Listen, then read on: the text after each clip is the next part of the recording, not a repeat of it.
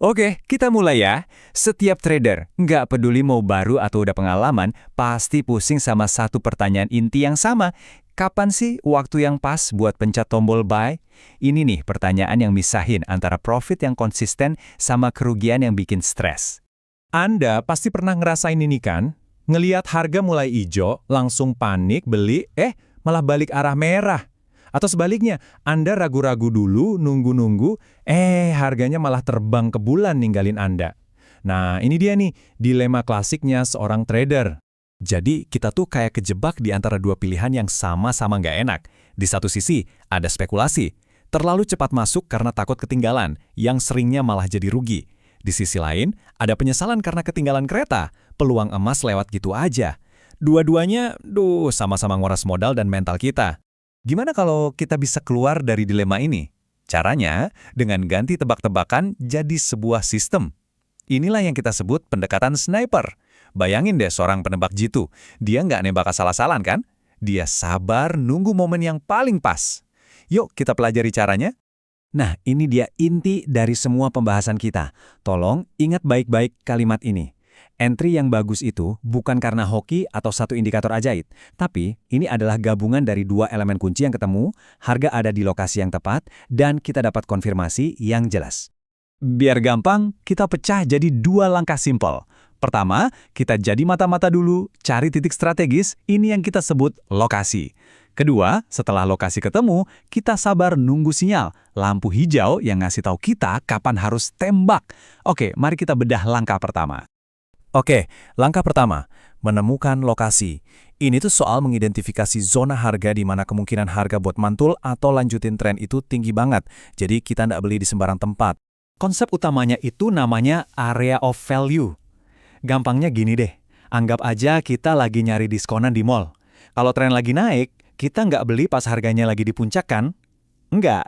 Kita sabar nunggu harganya koreksi atau turun dulu ke area di mana harganya dianggap murah. Terus gimana cara nemuin area ini? Ada 3 senjata andalan yang bisa kita pakai. Pertama ya, yang klasik, level support dan resistance. Kedua, ada moving averages, misalnya MA20 dan 50, yang sering banget jadi kayak trampolin buat harga. Dan yang ketiga, ini favorit banyak orang, Fibonacci retracement. Nah, ngomongin Fibonacci nih, ada satu angka yang sering dibilang angka sakral dalam trading. Yep, 61,8%.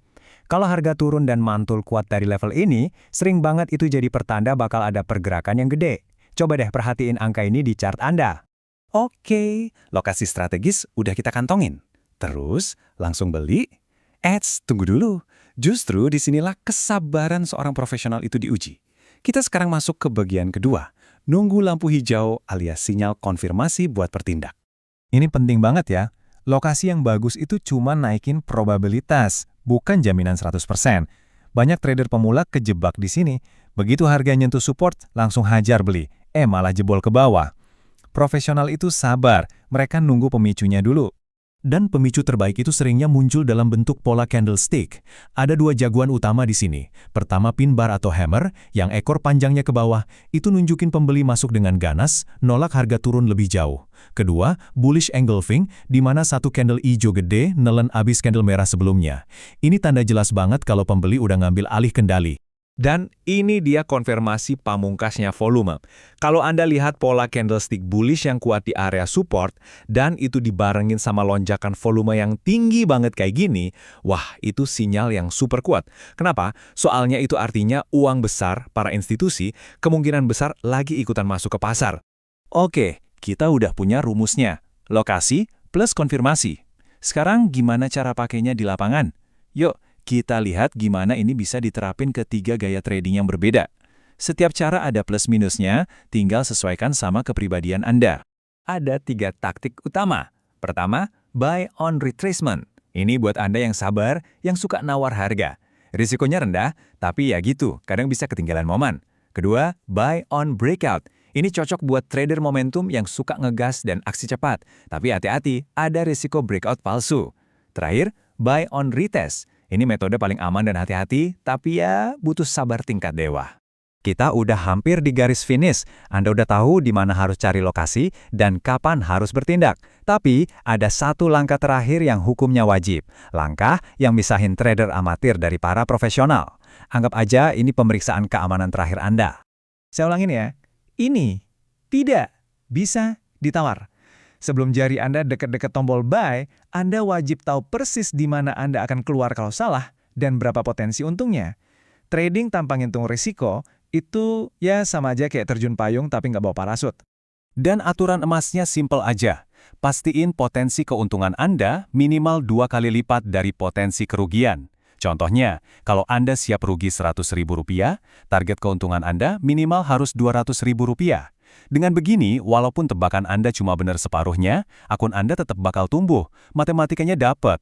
Prosesnya gampang banget. 1. Tentuin stop loss Anda, biasanya di bawah dikit dari support atau candle sinyal tadi. 2. Tentuin target profit, biasanya di resistance berikutnya. 3. Dan ini yang paling penting, bandingin. Kalau rasionya nggak dapat minimal 2:1, ya udah, skip, cari aja kesempatan lain yang lebih bagus. Gampang kan?